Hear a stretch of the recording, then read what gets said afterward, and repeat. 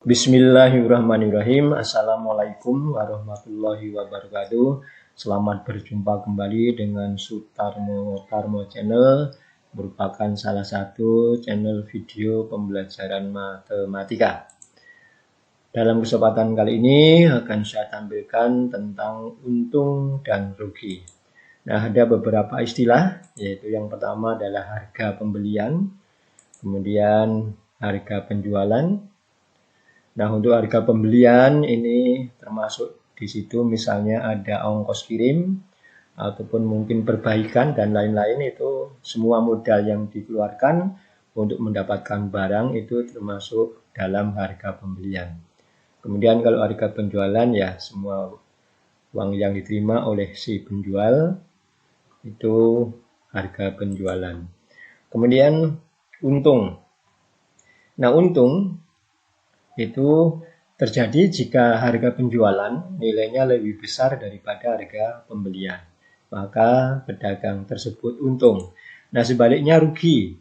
Nah, rugi akan terjadi jika harga penjualan itu nilainya lebih kecil daripada harga pembelian. Ya. Nah, kemudian untung maupun rugi sering dinyatakan dalam persentase ya. Nah, persentase untung ya itu bisa dinyatakan terhadap harga pembelian. Nah, cara menghitungnya yaitu dengan cara berapa besarnya untung ya per harga pembelian kali 100% ya. Nah, pada umumnya itu persentase untung itu terhadap harga pembelian. Namun suatu saat kadang ada soal yang persentasenya untung itu terhadap penjualan. Nah, kalau terhadap penjualan, maka ngitungnya ya berapa besarnya untung per harga penjualan kali 100%. Nah, begitu pula persentase rugi. Nah, persentase rugi kalau terhadap pembelian tentunya berapa besarnya rugi per harga pembelian kali 100%.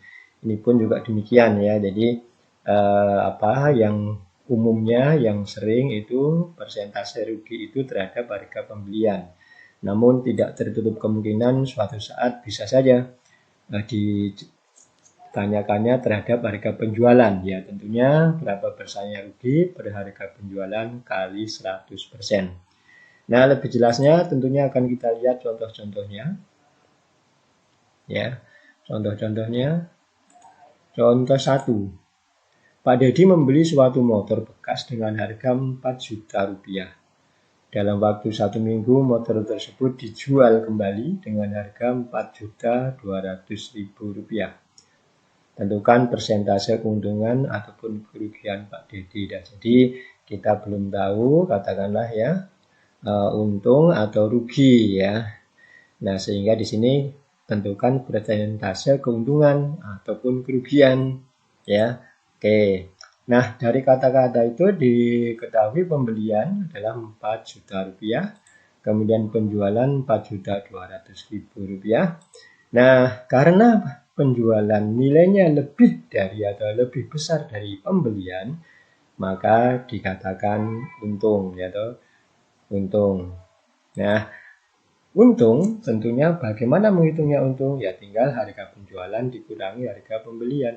Jadi 4.200.000 rupiah dikurangi 4 juta, yaitu 200.000 rupiah. Nah, inilah untungnya.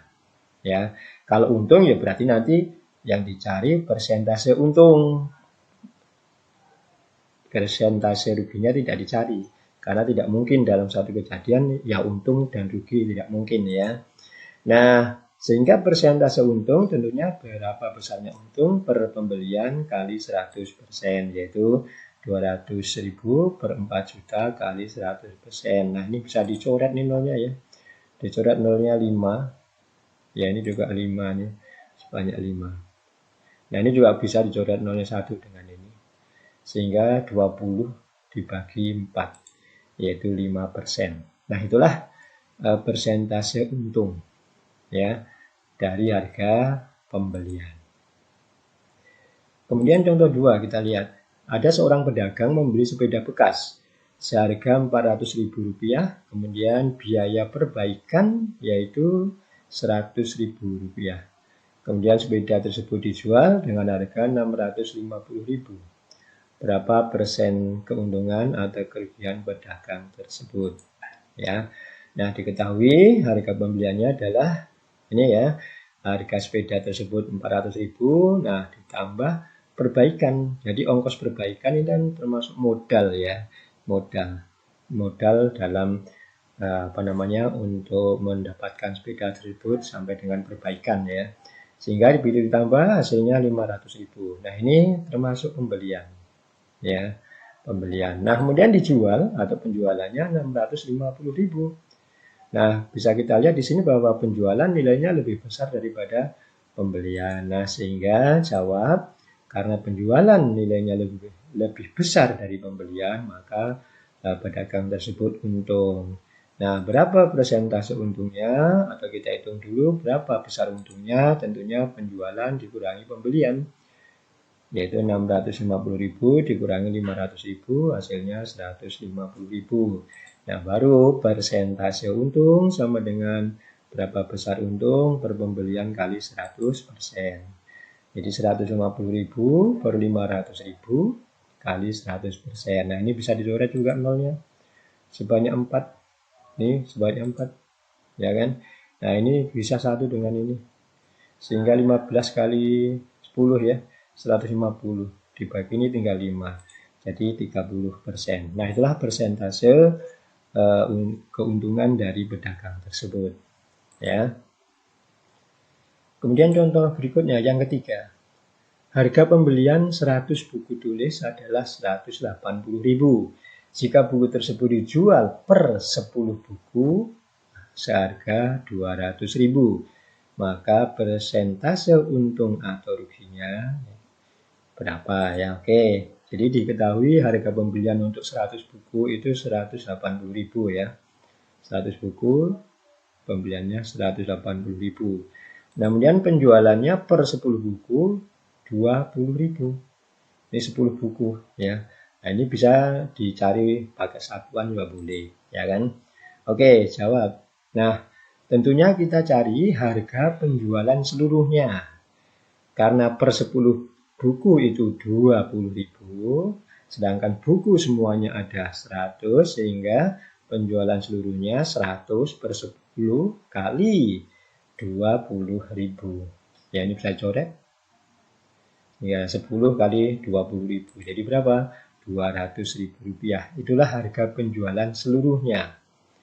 Nah, tadi pembelian seluruhnya 180.000. Nah, kalau begitu apa yang terjadi? Yaitu untung. Berapa untungnya? Ya, penjualan seluruhnya dikurangi pembelian, yaitu 200.000 dikurangi 180.000 rupiah, yaitu 20.000 rupiah. Ya. Nah, persentase untung, ya persentase rugi ya tidak dicari karena ini kejadiannya untung ya. Besarnya untung per pembelian kali 100%, yaitu 20.000 per pembeliannya 180.000 ya kan, kali 100%. Ini juga bisa dicoret dulu nolnya nih, sebanyak 4. Coret sebanyak 4 ya kan. Nah, jadi 2 kali 100, 200 dibagi 18, yaitu 11, 1/9%. Itulah persentase untung dari penjualan 100 buku tulis. Kita lanjut contoh berikutnya. Yang keempat, 5 lusin mainan anak dibeli dengan harga 312.000. Ingat ya, 5 lusin. Nah, kemudian dijual dan ternyata mengalami kerugian sebesar 18.000. Harga penjualan tiap buah mainan tersebut adalah berapa? Nah, oke. Jadi diketahui pembelian 5 lusin. Rp312.000. Kemudian ruginya 18.000. Karena rugi berarti penjualannya pasti lebih kecil dibanding dengan pembelian. Gitu ya. Oke, jawab. Nah, penjualan seluruhnya tentunya apa? Ya, pembelian dikurangi rugi. Ya, karena rugi ya. Jadi 312.000 dikurangi 18.000, yaitu 294.000 ya. ini adalah penjualan seluruhnya. Nah, kita ingat bahwa mainannya ada 5 lusin. Ya. Nah, satu lusinnya itu 12 buah. Sehingga 5 kali 12 buah, 60 buah. Ya, 5 lusin. Karena di sini ditanyakan penjualan tiap buah, maka ya kita menghitungnya per buah ya. Oke, jadi penjualan tiap buah tentunya kan penjualan seluruhnya ini 294.000 ya. Dibagi banyaknya ada berapa? 60. Jadi 294.000 dibagi 60 ya, yaitu 4.900. Nah, jadi inilah harga penjualan per buahnya ya mainan tersebut. Oke. Nah, contoh 5. Seorang pedagang memperoleh untung 11.000. Jika keuntungan tersebut 10% dari harga pembelian, maka harga penjualannya adalah titik-titik. Ya. Oke, diketahui untungnya 11.000. Ini untungnya ya, Rp11.000. Nah, persentase untungnya 10%. Jadi 11.000 itu adalah sama dengan 10% dari harga pembelian ya.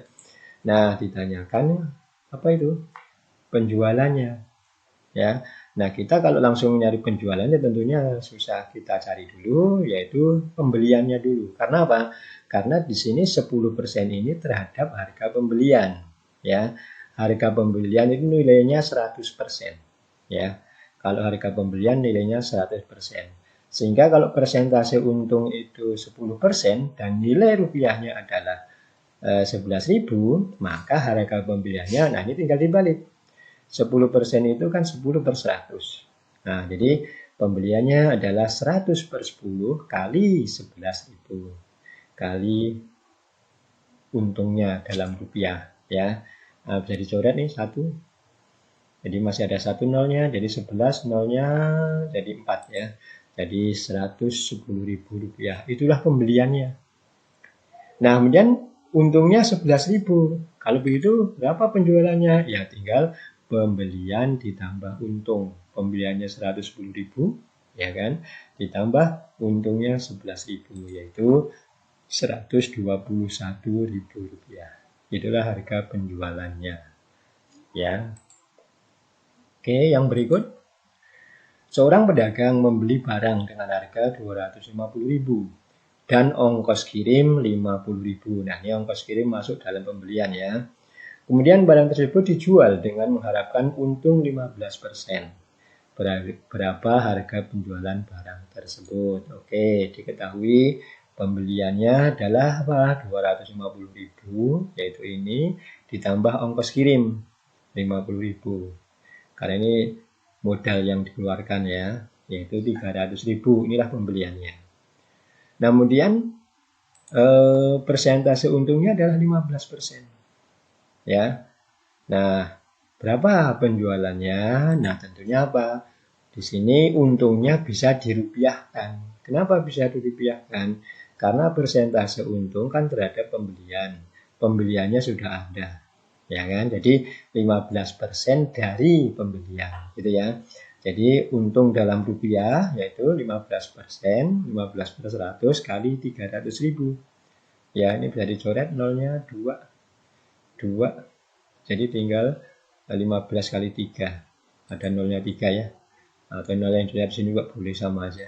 Yaitu 45.000 ya.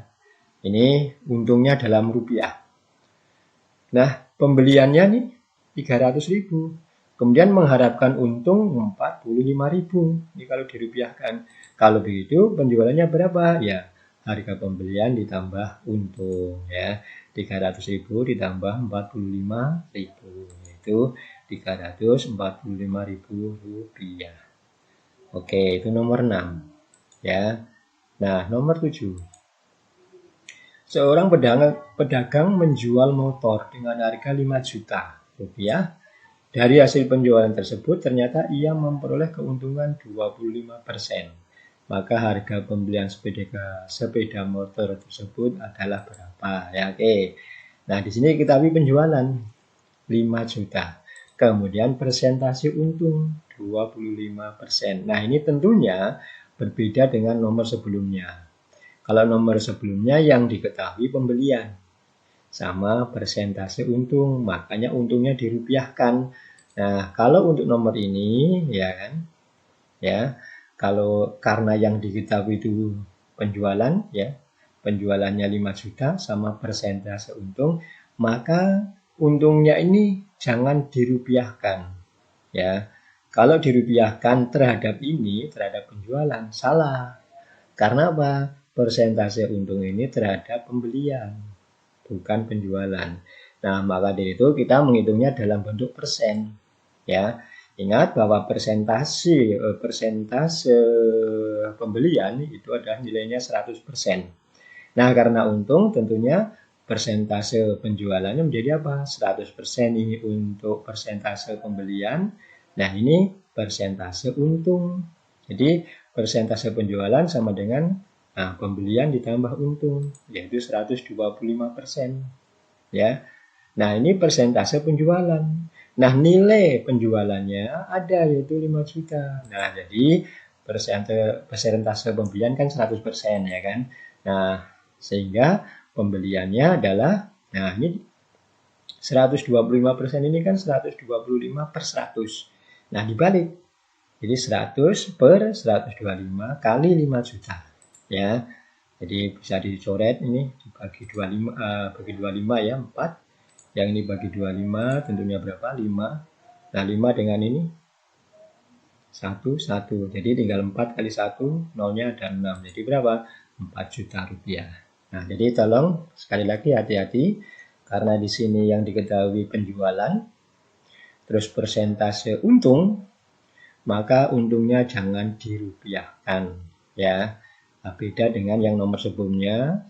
Nomor sebelumnya yang diketahui pembelian sama persentase untung, maka persentasenya ini, untungnya ini bisa dirupiahkan karena apa? Pembeliannya ada. Kalau nomor sebelumnya, kalau ini, nah, karena yang diketahui penjualan ya hati-hati ya, jangan dirupiahkan, tapi bekerjanya seperti ini. Kalau untung ya ditambah, nanti kalau rugi ya tentunya dia dikurang ya. Oke, kita lihat contoh berikutnya. Ini ya, Putri membeli sebuah tas. Setelah beberapa saat tas tersebut kemudian dia jual seharga 175.000. Nah ini ya, ingat dia jual berarti 175.000 ini adalah harga penjualan ya. Jika dari penjualan tersebut dia rugi 12,5%, nah berapakah harga pembelian tas tersebut? Oke, ini mirip dengan nomor sebelumnya, hanya di sini rugi ya. Jadi yang diketahui penjualan 175.000. Kemudian persentase rugi 12,5%. Nah, lagi-lagi karena yang diketahui penjualan, jangan sampai rugi ini dirupiahkan. Ya, jadi ya. Nah, jadi jawab karena rugi. Nah, ini ya, karena rugi, maka persentase penjualan ini yang nilainya 175 ini, persentasenya yaitu 100%. 100% ini adalah persentase pembelian dikurangi persentase rugi. Kalau rugi kan penjualannya lebih kecil dibanding pembelian. Penjualan lebih kecil daripada pembelian. Nah, berapa? 87,5%. Oke. Kita tahu, kita ingat persentase pembelian 100%. Nah, sehingga ya kan pembelian sama dengan, nah ini dibalik lagi ya. Ini kan 87,5%, berarti 87,5/100 menjadi 100/87,5 kali. Nah, ini penjualannya 175.000. Ini bisa dibagi nih ya, bagi 87,5, ini 8 dibagi 87,5 itu 2 ya. Nah, jadi 100 kali 2, 200. Ada nolnya 3, jadi 200.000 ya. Oke, baiklah, terima kasih. Saya cukupkan sampai di sini dulu. Tentunya mohon maaf atas segala kekhilafan. Akhir kata, billahi taufiq wal hidayah. Wassalamualaikum warahmatullahi wabarakatuh.